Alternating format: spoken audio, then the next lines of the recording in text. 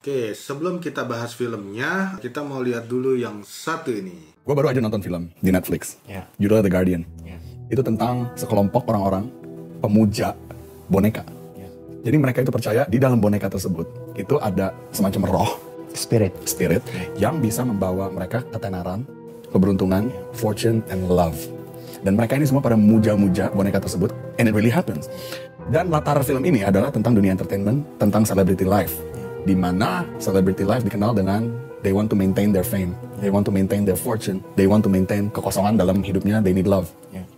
Dan itu semua muja-muja spirit yang aneh-aneh. Jadi waktu habis kita nonton film ini, terus kita lihat kelakuannya si Ivan Gunawan, kita langsung nyeletuk juga ya.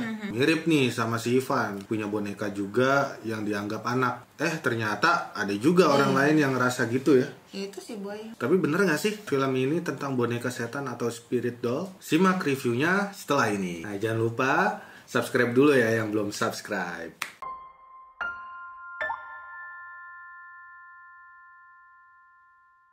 Film The Guardian, film drama thriller dari Vietnam yang bisa kalian saksikan di Netflix. Nah, ratingnya sih untuk semua umur.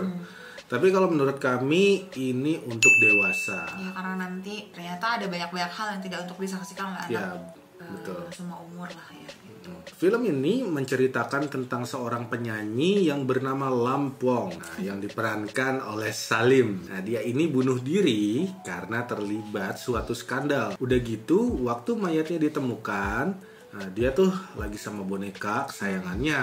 Ya boneka Susan gitu ya? Iya benar-benar boneka Susan, mirip ya, mirip banget. Mulailah netizen mempertanyakan sama bikin gosip gitu kalau bonekanya ada ilmu hitamnya. Boneka beruntungan lah, boneka setan lah. Benar. Nah, si Lam ini kan punya penyanyi latar yang namanya itu Silly. Nah, yang diperankan oleh aktris Trúc Ang. Gitu kali bacanya ya. Mungkin. Soalnya Vietnam gitu. Ini yang main film ada film drama gitu ya, film drama Thailand gitu. Judulnya Dreamy Eyes, itu lumayan bagus juga di IMDb ratingnya. Kalau kalian tertarik dengan genre cerita-ceritaan gitu, bagus juga sih nih buat rekomendasi film Thailand yang bagus yang dimainin sama siapa sih namanya? Trúc Ang. Nah, balik lagi, Silly ini mulailah melihara boneka Susan ini. Nah, terus dianggap anak beneran ya. Terus disayang, disembah-sembah. Dijadiin Tuhan. Benar. Nah, berdoa sama boneka itu. Benar, gitu kan. Terus dia punya permintaan sama boneka itu gitu. Nah, pokoknya apapun yang si Trúc Ang ini mau, ya dia harus nyembah bonekanya dulu gitu.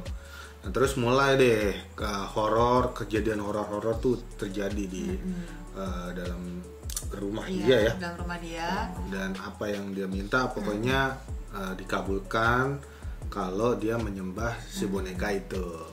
Tapi konfliknya tuh mulai terjadi waktu dia juga sebenarnya mulai ngerasa ada yang aneh gitu kan. Benar. Dan dia mulai mau mencoba lepas dari si boneka ini. Nah mulailah di situ ada kita melihat ini genrenya film agak horor gitu kan.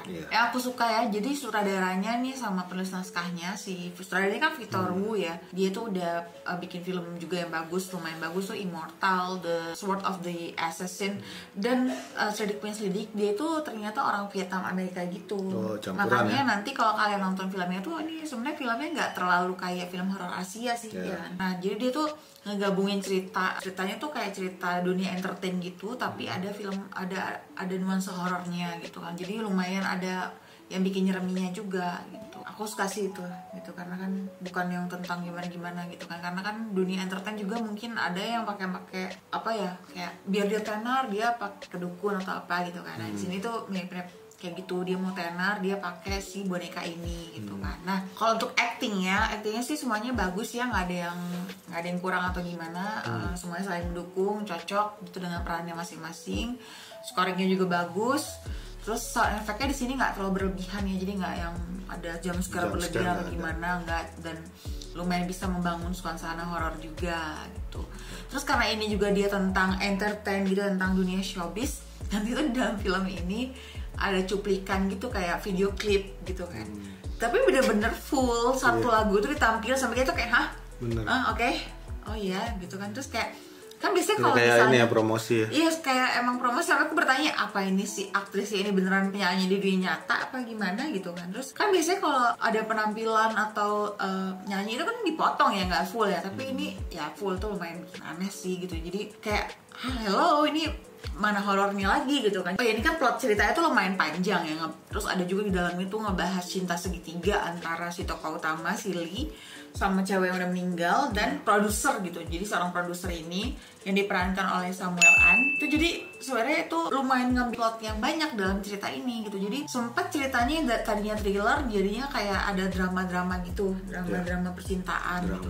Dan gitu ngerasa nggak sih ya kalau kita pas nonton dia tuh bumbu-bumbu horornya tuh lebih kepada kayak horor psikologis gitu. Jadi kayak cuman kalau menurut aku gitu ya, dari awal tuh udah kelihatan ini mah paling dia cuman itu bukan hantu beneran gitu, atau itu bukan penampakan atau gimana, karena itu kayak cuman di pikiran dia aja karena si Lee ini merasa bersalah gitu kan, karena temennya atau si yang siapa tuh cewek yang tadi tuh namanya Lampuang itu meninggal gitu kan. Jadi ternyata ya kalian lihat sendiri nanti apakah bener itu psikologis atau gimana. Udah gitu yang nyebelinnya lagi, ternyata itu bukan plot yang kita ikutin dari awal, itu ternyata bukan plot utamanya. Jadi plot twistnya sih lumayan bagus ya, kita bener-bener nggak ketebak gitu. Terus tapi walaupun nggak ketebak nih teman-teman, yang bagusnya ini ada benang merahnya, cocok gitu dari awal sampai akhir. Kan ada juga tuh yang bilang oh ini filmnya bagus nggak ketebak, tapi sebenarnya nggak ada benang merahnya kan, itu kan ngaco ya, kayak film yang kemarin kita bahas juga gitu kan. Nah film ini sih bagus ya, plot twistnya tidak bisa ketebak tapi tetap cocok gitu, ada benang merahnya. Jadi filmnya tuh pinter buat membimbing kita ke arah yang salah. Jadi kita dibikin berpikir fokus bahwa ini adalah boneka terkutuk gitu, atau boneka setan yang punya kekuatan untuk mengabulkan permintaan. Tapi setelah plot twistnya terungkap, turns out it's not a movie. Ini bukan horror movie ya, bukan cerita film horor gitu kan. Jadi kalau kita tuh kayak semacam ketipu ya. Walaupun aku sih ngerasa dia bagus sih, ini poin plus juga buat dia bisa mengecoh penonton. Jadi ini tuh lebih kepada film thriller balas dendam. Jadi kalau kalian ngarep ini film horor supernatural, nah kalian pasti bakal sebel nih ya. Tipu ya. Nah, karena pasti akan ngerasa dibohongin gitu. Nah, apalagi ini film lumayan lama. Lebih dari 2 jam ya? Kayaknya iya, karena di tengah-tengah nanti dia perlu pace buat membangun gimana caranya si cewek ini tiba-tiba ntar jadi artis gitu kan ya. Terus yang aku juga yang paling gak suka dari film ini ya, moral of the story-nya tuh nggak banget ya. Jadi nanti kalian akan nonton dan akan terungkap kalau ada korban pemerkosaan ya. Tapi di film ini si korban tuh disalahin karena nggak mau ngungkapin kejadian yang bikin temannya bunuh diri. Kan nanti mereka berdua tuh kan ternyata adalah diperkosa dan dijebak kan, namanya juga dunia hiburan kayak mau dijatuhin gitu kan. Nah satu temannya bunuh diri, nah tapi yang satu ini dia nggak mau ngungkapin karena dia takut, karena dia diancam gitu kan. Emang sih awalnya kita emang sebel ya masih ini ya gitu, udah tahu dia juga dulu korban, terus dia kayak nutupin, terus dia hidup sendiri aja, terus bahkan dia menikmati gitu. Ibaratnya si Kan ini kan produser itu kan tadi pacarnya yang artis utama itu kan, tapi dia kayak biasa aja gitu dan mau pacaran sama si cowok ini gitu kan. Tapi pas dia disalahin karena si Lampung ini mati dan akhirnya bunuh diri. Nah tapi pas dia disalahin dan ujungnya dia tuh malah bunuh diri juga, ini tuh nggak banget ya. Padahal kan dia sebenarnya takut dan merasa emang diancam beneran gitu.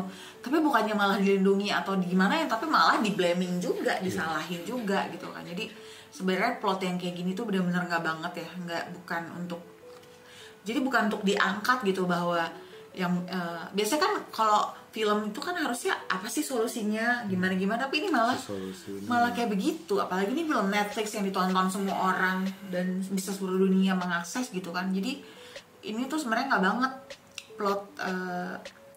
plot utamanya gitu, ceritanya tentang apa nanti yang terakhir tuh ternyata gak bagus deh dilihat sama orang-orang. Apalagi kalau misalnya ada orang yang misalnya dia juga trauma gitu lah, misalnya dia ngerasa wah aku dilecehkan atau apa tapi aku diem gitu kan karena aku nggak berani misalnya, terus dia nonton kayak gini nanti malah disalahin juga gitu kan, apalagi perempuan gitu kan. Maksudnya ini nggak bagus banget sebenarnya plot twist, moral of the story-nya lah gitu kan. Jadi kayak menyalahkan korban, padahal harusnya mereka korban tuh yang dibantu, yang ditolong gitu, pada akhirnya ini malah enggak.